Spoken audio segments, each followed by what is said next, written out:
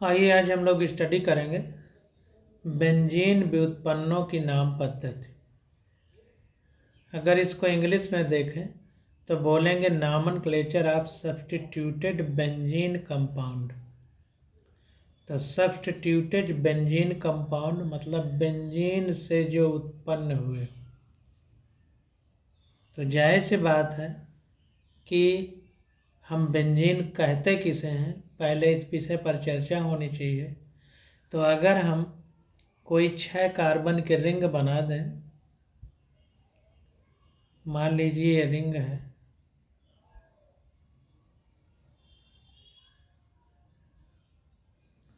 और इसमें अल्टरनेट यानी एक बांड को छोड़ करके अगले बांड में डबल डबल बांड कर दें तो जो संरचना तैयार होती है उसी को हम बेंजीन कहते हैं। तो जाहिर सी बात है कि अगर सिंपल भाषा में हम लोग देखें तो ये जो स्ट्रक्चर है, इतना CH3 को छोड़ के इतना इतना, ये बेंजीन है।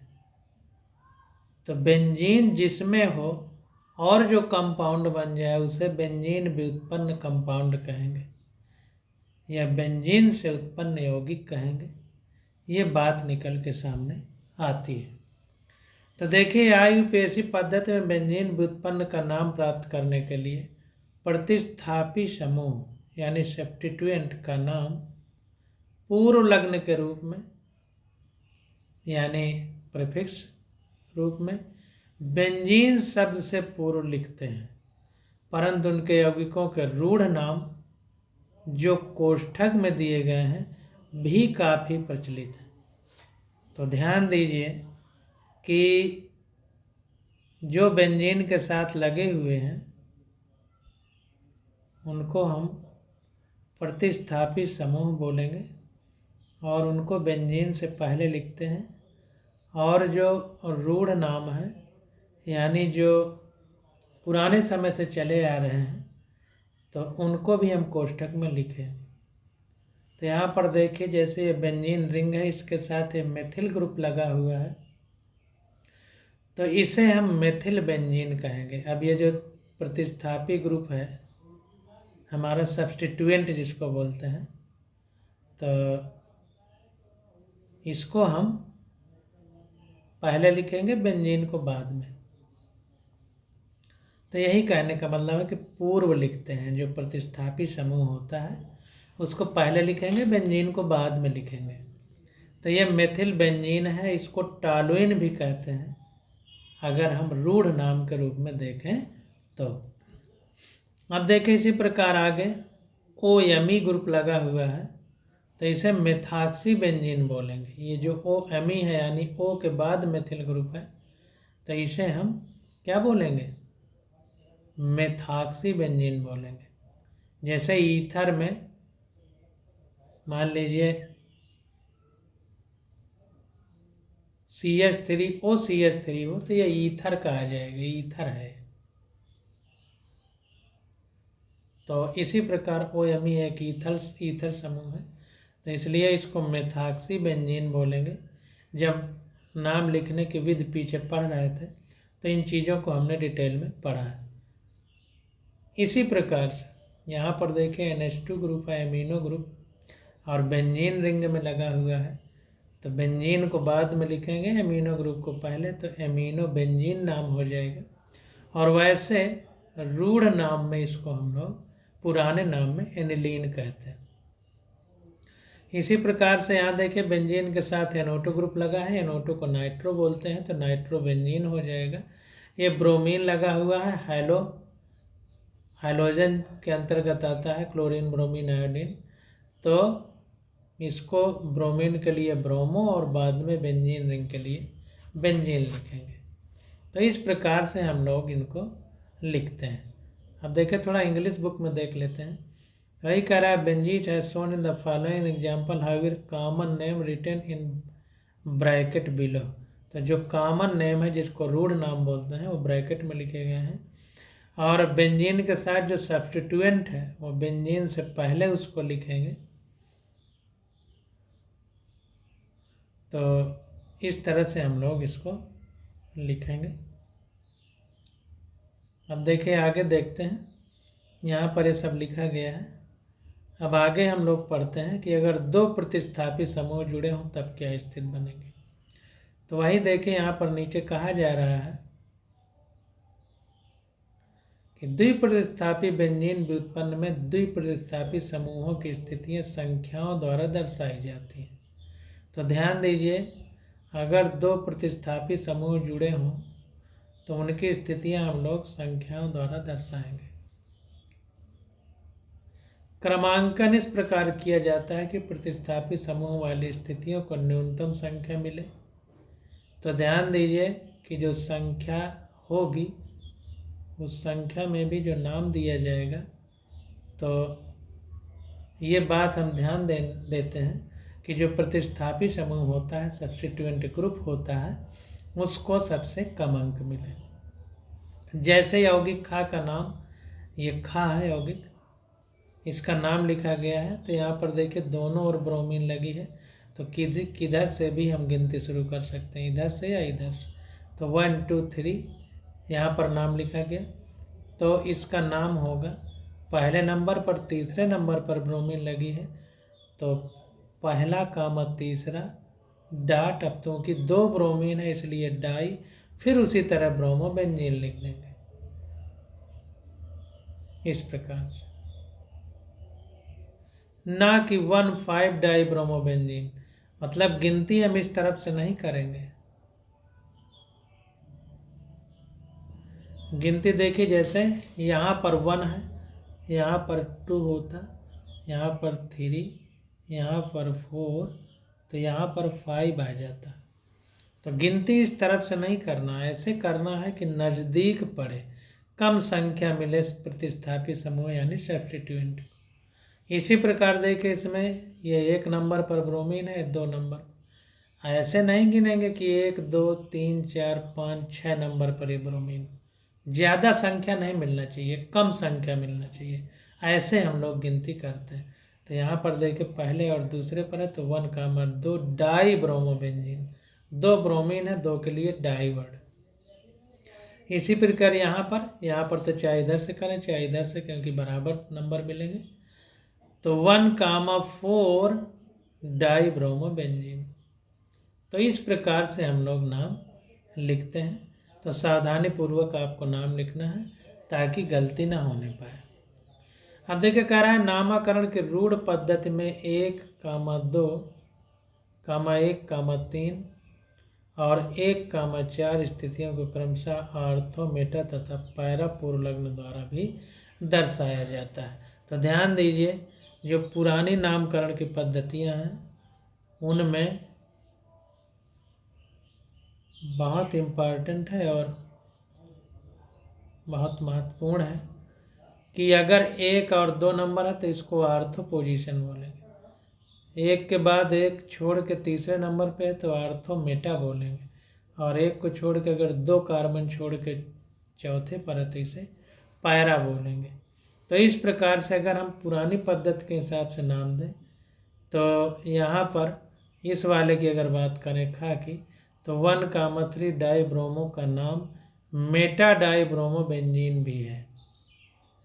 तो आर्थो मेटा पैरा, तो Meta die bromo benzene, para die bromo benzene, ortho die bromo benzene, इस तरह से भी हम लोग इनका नाम दे सकते हैं।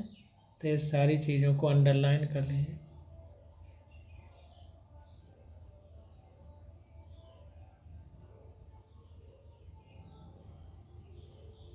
तो इस प्रकार से ये ortho dibromo benzene, Meta dibromo benzene, para dibromo benzene हो जाएगा। अब देखिए आगे देखते हैं, कैराइन पूर्व लग्नों का उपयोग त्रि तथा बहु प्रतिस्थापी बेंजीनों के नामकरण में नहीं किया जाता है। तो ध्यान दीजिए, जो आर्थो मेटा पैरा है तो ये नामकरण केवल 2 ही जब ग्रुप लगे होंगे सब्स्टिट्यूएंट ग्रुप तभी दिया जाएगा। 3 या 3 से ज़्यादा लिखे हों तो आर्थोमेटा पैरा का उपयोग नहीं करेंगे। प्रतिस्थापियों की स्थितियां निम्नतम संख्या के नियम का पालन करते हुए ही की जाती हैं। तो ध्यान दीजिए कि जो सब्स्टिट्यूएंट ग्रुप लगे हुए हैं तो उनको कम से कम संख्या मिले, इस प्रकार से हम लोग नंबरिंग करते हैं। कभी कभी व्यंजन व्युत्पन्न के रूढ़ नाम को मूल यौगिक लिया जाता है।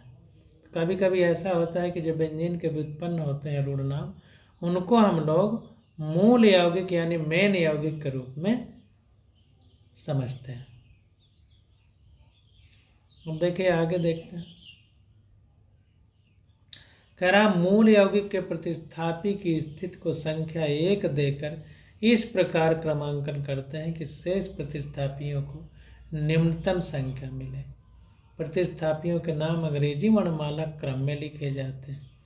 तो ये तो हम बहुत पहले से पढ़ते चले आ रहा है कि अंग्रेजी की ABCD के हिसाब से जो पहले आएगा अक्षर उसको पहले लिखेंगे, जो बाद में आएगा उसको बाद में लिखेंगे।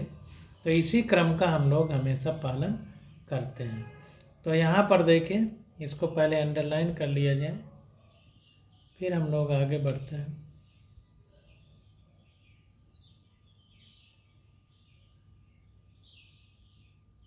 तो यहाँ पर देखिए एग्जाम्पल लिखा गया है। अब इसमें कई प्रतिस्थापी समूह लिखे हुए हैं। तो यहाँ पर देखिए इनके नाम लिखना है। तो कह रहा है मूल यौगिक के प्रतिस्थापी की स्थिति को संख्या 1 देकर इस प्रकार क्रमांकन करते हैं कि शेष प्रतिस्थापियों की स्थिति निम्नतम संख्याएं मिले। तो मूल प्रतिस्थापी समूह जैसे क्लोरीन है, तो क्लोरीन को हम पहला नंबर देंगे और इसके बाद इस प्रकार से नंबरिंग करेंगे कि सबसे कम संख्या मिले। तो अगर हम इसको 1 नंबर दे दें, फिर इसके बाद इसको 1 नंबर और 1 number, 2 number, 3 number, 4 number, 5 number, 6 number की ये कार्बन साइकिल है। तो यहाँ पर देखिए नंबरिंग इधर से किया, अगर इधर से करते तो 1 2 3 4 नंबर पर पड़ता और फिर ये 5 ये 6वें नंबर पर आ जाता दूसरा वाला नोट। तो हमें ऐसा नहीं करना है, संख्या कम मिले। तो ये 2 नंबर पे, ये 4 नंबर पे नंबरिंग इधर से करना है क्योंकि ये नोटों को कम संख्या मिलेगी। तो पहले नंबर पर क्लोरीन है तो 1 क्लोरो, 2, 4 डाई नाइट्रोबेंजीन। क्लोरीन में C आता है, C पहले आता है ABCD में और N बाद में आता है, इसलिए क्लोरो पहले लिखा है, नाइट्रो बाद में लिखा है। क्यों ऐसा लिखा है ये बात भी हम लोगों को समझ में आ गई। इसके बाद देखिए अब यहाँ पर दूसरे नंबर में आ जाता है, तब यहाँ से हमको नंबरिंग करना है। तो फिर से नंबरिंग करेंगे, तो यहाँ से अगर शुरू करेंगे हम तो 1 नंबर, 2 नंबर, 3 नंबर, 4 नंबर, इस प्रकार से नंबरिंग होगी। अगर इधर से हम नंबरिंग करेंगे तो 4 नंबर पर मेथिल बन जाएगा, फिर ये 5 नंबर पर पड़ेगा, तो ज़्यादा संख्या हो जाएगी, जबकि इधर से लिखने पे 4 पे ही सबकी नंबरिंग हो जा रही है। तो कम नंबर मिले इस हिसाब से नंबरिंग करना है। तो इधर से हमने नंबरिंग किया तो NO2 को पहला नंबर, फिर दूसरा, तीसरा नंबर क्लोरीन को, चौथा नंबर मिथाइल ग्रुप को। अब इसका नाम लिखना है। तो नाम अगर हम इसका लिखेंगे तो नाम लिखते समय हमें ध्यान देना है कि जो हमारा सब्स्टिट्यूएंट ग्रुप है, प्रतिस्थापी समूह है, उसको कम नंबर मिले। तो इधर से देख के नंबरिंग कर रहे हैं तो क्लोरीन को 3 नंबर मिल रहा है, लेकिन अगर हम इधर से नंबरिंग करें तो मिथाइल को 1,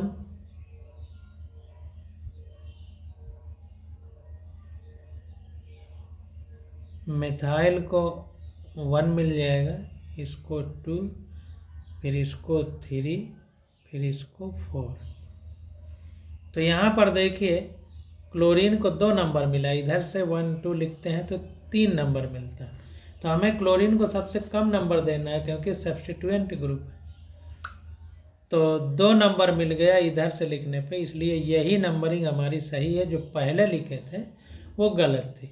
तो अब नाम लिखेंगे तो दूसरे नंबर पर क्लोरीन है तो 2 क्लोरो, 1 नंबर पर मेथिल है तो 1 मेथिल, 4 नंबर पर नाइट्रो है तो 4 नाइट्रो बेंजीन, क्योंकि बेंजीन की रिंग है। तो इस तरह से हम लोग नाम लिखते हैं। अब देखिए ABCD लिखते समय C पहले आता है तो 2 क्लोरो पहले लिखा गया, में M बाद में आता है तो 1 मेथाइल बाद में लिखा गया, और M के बाद भी N आता है, MNO तो N बाद में आता है तो नाइट्रो सबसे लास्ट में लिखा गया। तो इस तरह लिखेंगे, ना कि 4 मेथिल। ऐसे नहीं लिखेंगे कि इधर से नंबरिंग किए तो 1 2 3 4 पर मेथाइल ग्रुप आया तो 4 मेथिल 5 क्लोरो नाइट्रोबेंजीन, ये गलत है। इस तरह लिखेंगे जो ऊपर है, सब्स्टिट्यूएंट ग्रुप को सबसे कम नंबर देंगे। यहाँ पर देखिए बताया जा रहा है कि प्रतिस्थापियों मूल यौगिक के प्रतिस्थापी की स्थिति को संख्या 1 देकर इस प्रकार क्रमांकन करते हैं कि शेष प्रतिस्थापियों को न्यूनतम संख्या मिले। तो जो मूल यौगिक है तो उसका जो प्रतिस्थापी समूह है उसको सबसे पहली संख्या देते हैं। इस बात पर हमें ध्यान देना है। अब देखिए आगे आ जाता है हमारा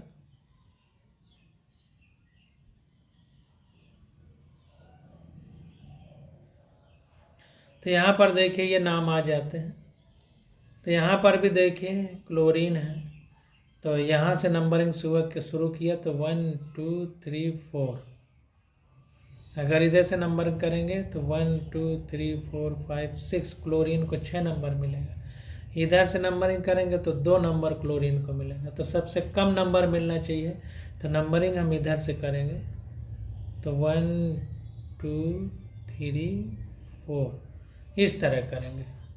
तो दूसरे पर क्लोरीन है तो 2 chloro 4 methyl anisole, OMe group है ईथर वाला, तो यहाँ पर एनिसोल लिखेंगे लास्ट में। तो 2 क्लोरो 4 मेथिल एनिसोल इसका नाम हो जाएगा। इसी प्रकार से देखें यहाँ पर क्या है कि हमारा जो नाम लिखा गया है उस पर विचार करना है। यह NH2 सब्स्टिट्यूएंट ग्रुप है तो हम लोग नाम कैसे लिखेंगे इस बात पर हमें विचार करना है। तो यहाँ पर देखें NH2 को पहला नंबर देंगे। अगर इधर से नंबरिंग करेंगे तो 1 2 3 4 चौथे नंबर पर C2H5 पड़ेगा, 5 6 छठवें नंबर पर मेथिल पड़ेगा। लेकिन जितने भी जुड़े हैं उनको हमें कम नंबर देना है तो नंबरिंग इधर को लाएंगे तो 1 2 3 4 इस तरह लिखेंगे। तो 1 पर मेथिल, 2 पर एथिल, 2 पर मेथिल और चौथे पर एथिल हो जाएगा और पहले नंबर पर हमारा NH2 ग्रुप हो जाएगा। तब इसका नाम लिखेंगे तो 4 एथिल 2 मेथिल एनिलीन हो जाएगा। एनिलीन मेन कंपाउंड है, जिससे कंपाउंड का नाम घोषित होता है उसको पहला वरीयता दी जाएगी, यानी पहली संख्या लिखेंगे। तो ये ध्यान देना, जैसे एनिसोल से पूरे कंपाउंड का नाम निर्धारित हो रहा है इसलिए एनिसोल यानी OMe ग्रुप को हम लोगों ने पहला नंबर दिया। तो इस तरह से हमको समझना है। अब देखिए इसमें आ जाते हैं तो यहाँ पर OH लगा है, इधर CH3 अगर इधर से नंबरिंग करेंगे तो ये CH3 छठवें नंबर पर आएगा, इसलिए नंबरिंग हमने इधर से की है तो ये तीसरे नंबर पर आएगा, चौथे नंबर। अब OH से नंबरिंग क्यों शुरू की है, क्योंकि इसी के आधार पर हमको नाम निर्धारित करना है। तो ये ध्यान देना है। तो इधर से नंबरिंग की तो 1 2 3 4 आ गया, 5 6 मतलब 6 कार्बन की चेन है बंद, और चौथे नंबर पर मिथिल, तीसरे नंबर पर मिथिल, पहले नंबर पर OH ग्रुप जुड़ा हुआ है। अब इसका हमें नाम लिखना है तो तीसरे और चौथे पर मिथिल है तो 3 4, और चूँकि दोनों मेथिल हैं, 2 बार आए हैं मेथिल, इसलिए डाई फिर मेथिल और पूरे कंपाउंड को बेंजीन रिंग सहित फिनॉल बोलते हैं तो फिनॉल लिख दिया। तो अगर ये दोनों मेथिल ना होते तो इसका पूरा नाम फिनॉल होता है। तो 2 मेथिल है 3 और 4 पर तो 3 4 डाई मेथिल लिख दिया और जो नाम है फिनॉल वो लिख दिया। तो इस प्रकार से हम लोग नामकरण करते हैं। अब देखिए आगे कह रहा है,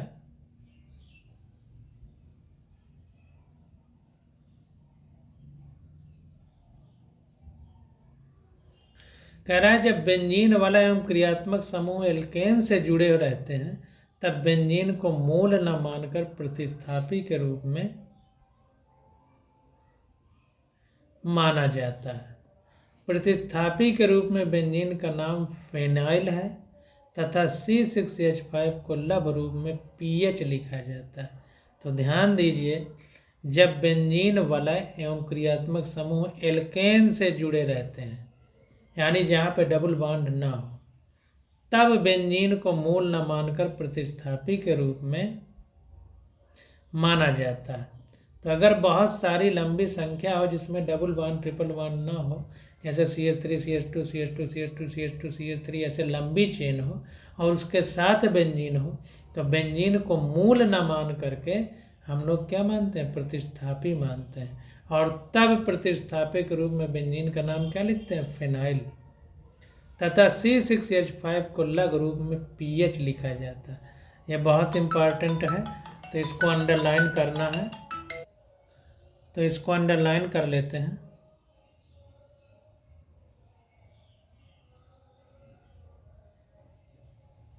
यहाँ तक अंडरलाइन कर लीजिए और इसके बाद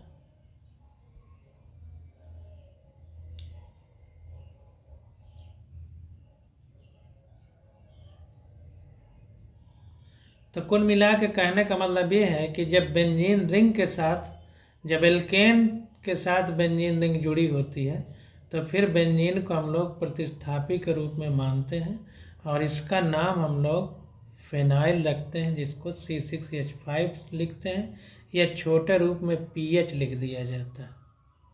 तो इस बात को हमें समझना है। अब देखिए कुछ नीचे एग्जाम्पल दिए गए हैं, तो इनको हम लोग करते हैं और समझने का प्रयास करते हैं। तो देखिए कह रहा है निम्नलिखित के संरचना सूत्र लिखिए। तो अब इनके हम लोगों को स्ट्रक्चरल फार्मूला लिखना है। जैसे आर्थो एथिल एनिसोल, तो आर्थो मेटा पैरा हमने पढ़ा था कि जब बगल वाले कार्बन पर ग्रुप लगता है तो आर्थो, एक कार्बन छोड़ के लगता है तो मेटा, और दो कार्बन छोड़ के लगता है तो पैरा बोलते हैं। पीछे हम लोग पढ़ चुके हैं। तो आर्थो वर्ड लगा, इसका मतलब कि एक कार्बन एक भी नहीं छोड़ना है, अगल बगल रहना। तो आर्थो एथिल एनिसोल, तो एनिसाल OMe ग्रुप लगा होता है और आर्थो पोजीशन पर एथिल लगाना है, यानी C2H5 बेंजीन रिंग में। तो ये हमारा स्ट्रक्चरल फार्मूला हो जाएगा। दूसरा कह रहा पैरा नाइट्रो एनिलीन, तो एनिलीन हमारा बेंजीन के साथ NH2 ग्रुप लगा हो तो इसे एनिलीन बोलते हैं, पीछे पढ़ चुके हैं। और पैरा पोजीशन पर नाइट्रो लगाना है, तो आर्थो मेटा पैरा, यानी दो कार्बन छोड़ना है, तो दो कार्बन एक ये दो छूट गए, तो तीसरे नंबर पे हम लोगों ने NO2 ग्रुप लगा दिया, तो इसका नाम हो गया पैरा नाइट्रो एनिलीन। तो इस प्रकार से हम लोग नाम लिखते हैं।